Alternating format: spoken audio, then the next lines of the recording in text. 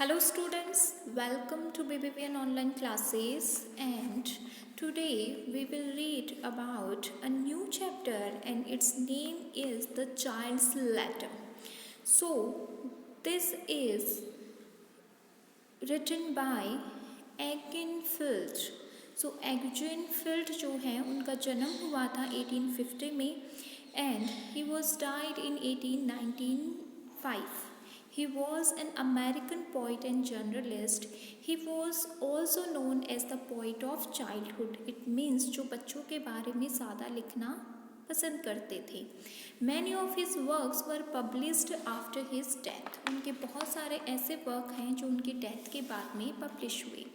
So the child's letter, as the poet, as the title also define कि इसमें क्या है इस चैप्टर में, कि एक चाइल्ड है जिसने लेटर लिखा है जिसके बारे में ये पूरी स्टोरी जो है फील्ड ने हमारे सामने रखी है. So let us quickly just start reading this beautiful story.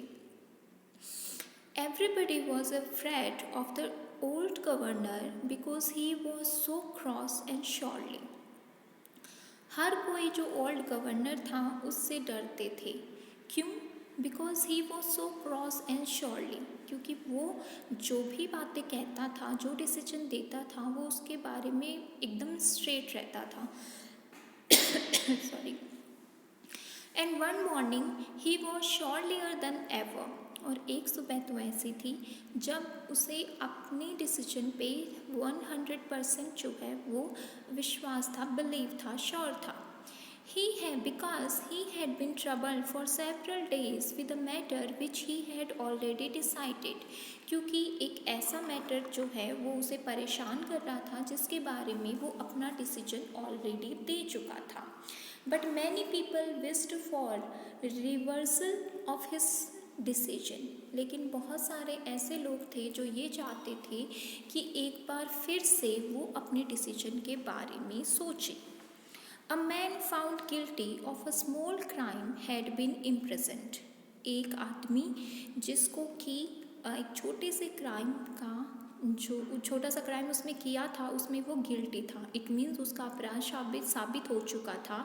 Has been imprisoned, उसको जेल में डाल दिया गया. There were many people who were sure the man had repented of his crime. और गवर्नर के अलावा और बहुत सारे ऐसे लोग थे जिनका ये मानना था कि जो क्राइम उसने किया है उतनी सज़ा उसको मिल चुकी है. रिपेंटेड मतलब जितना क्राइम किया था उतनी सज़ा वो भुगत चुका है. He was not in the habit of doing wrong. वो एक ऐसा इंसान नहीं था जो बार बार गलत काम करता था. But just this one his circumstances had forced him to stray from the right path.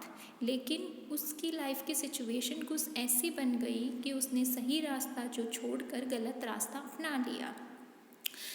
They earnestly sought the governor's pardon. और लोग जो हैं वो ये चाहते थे कि गवर्नर जो है वो उसके क्राइम के लिए उसे क्षमा कर दे. More so because his family needed his support. और लोग ज़्यादातर इसलिए चाहते थे क्योंकि जो क्रिमिनल की फैमिली थी उसको उसकी ज़रूरत थी ताकि वो उनकी बेसिक नीड्स पूरी कर सके. To all the solicitations the governor replied with an emphatic no, having made up his mind. ठीक है, तो ऑल दे सोशलाइजेशंस, इतने सारे सॉलिसिटेशंस के बावजूद, यानी इतने सारे सोशल लोगों के कहने के बावजूद, the governor replied with an emphatic no. Governor ने जोर देते हुए कहा कि मैं अपना फैसला दोबारा नहीं बदलूंगा. Having made up his mind the old governor had no patience with those who persisted in their pleadings. और अपना दिमाग वो बना चुका था, अपना निर्णय वो दे चुका था, उसने डिसाइड कर लिया था. तो जितनी भी प्लीडिंग्स आ रही थी, यानी कि एक बार फिर से उस क्रिमिनल के बारे में सोचने की, उस पर ओल्ड जो गवर्नर है उसका पेशेंस उसको जवाब दे चुका था. इट मीन्स वो थक चुका था ये एक ही बात सुनते सुनते. So the governor was rather agitated that morning. इसीलिए जो अगली सुबह थी उस दिन का जो गवर्नर है वो काफ़ी ज़्यादा इरिटेटेड था, अनॉयड था. When he came to his office, he said to his secretary, जब वो अपने ऑफिस में आया तो उसने अपने सेक्रेटरी से कहा, एडमिट नो वन टू सी मी, आज किसी को भी मुझे मिलने के लिए मत भेजना. I am weary of these constant and senseless petitions. मैं थक चुका हूँ ये जो सेंसलेस पिटिशंस आ रही है ना, इन सारी चीज़ों से. The secretary had a discrete regard for the old governors feeling. जो गवर्नर की फीलिंग्स थी उससे जो सेक्रेटरी है वो किसी ना किसी तरीके से डिस्क्रीट था. इट मीन्स वो सीक्रेटली कुछ ऐसा कर रहा था, कॉन्फिडेंशियल कर रहा था जो शायद गवर्नर को पता नहीं था. His presence of mind and loyalty to his employer did not allow him to disregard the governor's feeling. His presence of mind यानी कि जिस तरीके की सिचुएशन थी वो, एंड लॉयल्टी और उसकी जो वफादारी है किसके लिए, हिज एम्प्लॉयर, उस ओल्ड गवर्नर के लिए, did not allow him to disregard the governor's feeling. यानी कि उसका मन उसको कह रहा था कि गवर्नर की फीलिंग्स को हर्ट नहीं करना चाहिए, उनका सम्मान करते हुए अब और कोई चीज़ जो है रिगार्डेड द केस उनके सामने नहीं कहनी है. He bottled the door and sat himself down at his modest desk. उसने दरवाज़ा खोला, ओल्ड गवर्नर के रूम के बाहर, ऑफिस के बाहर आके वो अपनी सीट पर, अपनी डेस्क पर जाके बैठ गया. And got busy with his work, और अपना काम करने में बिजी हो गया. Sorting the mail that had come for governor, और फिर वो उन मेल्स को छांटने लगा जो कि गवर्नर के लिए आए थे. His attention to duty was more intense than usual. आज उसकी इंटेंशन जो है यानी कि अपनी ड्यूटी के प्रति जितना वो सीरियस है वो यूजुअली उतना ही होता है. For never before had the secretary seen the old governor in such a fall mood. और आज जो है वो भी ज़्यादा सीरियस है क्योंकि उसने कभी भी ओल्ड गवर्नर को इतने ख़राब मूड में नहीं देखा था जितना कि उसने आज देखा. Here you can see in the picture also कि गवर्नर जो है वो कुछ पढ़ रहा है अपने ऑफिस में बैठा हुआ. Has the mail come, where are the papers and the letters, demanded the governor in a gruff voice. एक हार्श सी वॉइस में गवर्नर बोलता है कि पेपर्स कहाँ हैं, लेटर्स कहाँ हैं, क्या कोई मेल नहीं आया. Here they are, sir, said the secretary as he put the bundle on the old governor's table. तो उसने कहा कि सर ये यहाँ पर हैं, और फिर सेक्रेटरी जो है वो पेपर का जो बंडल है वो गवर्नर के टेबल पर उनके सामने रख देता है. These are address to you privately. ये लेटर्स वो हैं जो कि आपको प्राइवेटली पढ़ने के लिए आए हैं.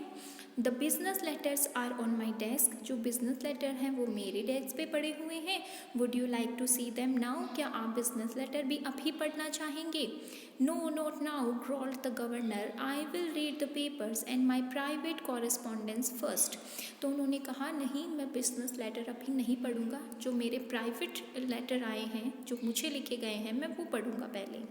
But the governor again found a cause for uneasiness in the employment. लेकिन फिर से गवर्नर जो है उसको अपने काम में अनईजीनेस जो है वो फील होने लगी. The paper discuss the affair of the इम्प्रिजेंट man. क्योंकि जितने भी प्राइवेट पेपर्स थे वो भी उसी आदमी के बारे में बात कर रहे थे जिसको जेल में डाला हुआ था. And these private letters come from some of the governor's friends. और ये सारे लेटर जो हैं वो गवर्नर के कुछ फ्रेंड्स हैं उन्होंने लिखे थे. Who strangely enough exhibited an interest in the prisoners affair. और गवर्नर को समझ में नहीं आ रहा था कि उसके सारे फ्रेंड्स जो हैं वो इम्प्रिजन्ड मैन की लाइफ में इतना इंटरेस्टेड क्यों हैं.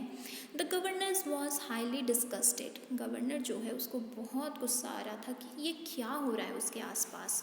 They should mind their own business, मटर्ड the old governor. Governor ने कहा कि लोगों को अपने काम पे ध्यान देना चाहिए. The papers are very officious and these other people are simply impertinent. ये जो पेपर्स हैं वो काफ़ी ऑफिशियल होते हैं, और ये जो पीपल हैं वो क्या कर रहे हैं, मेरे ही डिसीजन के टूवर्ड्स जो है वो डिसरेस्पेक्ट शो कर रहे हैं.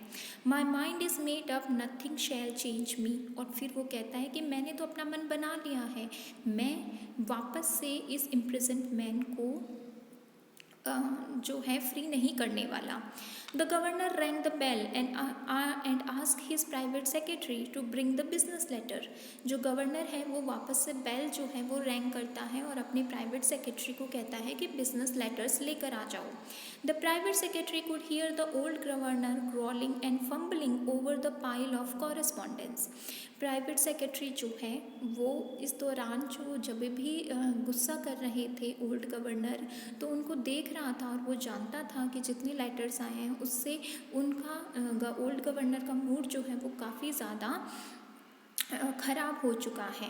He knew why the old governor was so vexed. Many of these letters were petitions from the people concerned about the affair of the imprisonment. वो जानता था कि इतना बुरा तरीके से जो गवर्नर है वो अनईजी क्यों है, क्योंकि जितने भी लेटर्स थे वो सारे उस मैन के इम्प्रिजन मैन के बारे में ही बात कर रहे थे। Oh how they anger the governor, और फिर वो बोलता है कि इन पेपर्स ने कितना गुस्सा दिला दिया है गवर्नर को। Hmm said the governor at last, I am glad I am done with them, there are no more I suppose. फिर वो एक एक को छाँट छाँट के देखता है कि किस में क्या लिखा हुआ, और फिर वो कहता है कि चलो आज का काम पूरा हो गया और मैं सपोज करता हूँ कि और कोई काम बाकी ना रहा हो। The secretary made no reply. इस बात पर सेक्रेटरी कोई रिप्लाई नहीं करता है क्योंकि उसे पता है कि कुछ ऐसा है जो कि वो ओल्ड गवर्नर से छुपा रहा है, विच वॉज अनयूजुअल। क्योंकि मोस्टली क्या होता था कि जब भी ओल्ड गवर्नर जो हैं वो किसी तरीके की कोई बात कहते थे कि आज का काम ख़त्म हो गया होगा, मैं ये सोचता हूँ, तो सेक्रेटरी जवाब हाँ या ना में देते थे, लेकिन आज सेक्रेटरी ने कोई जवाब नहीं दिया जो कि काफ़ी अनयूजुअल था। So the next part we will read in our next video. Thank you.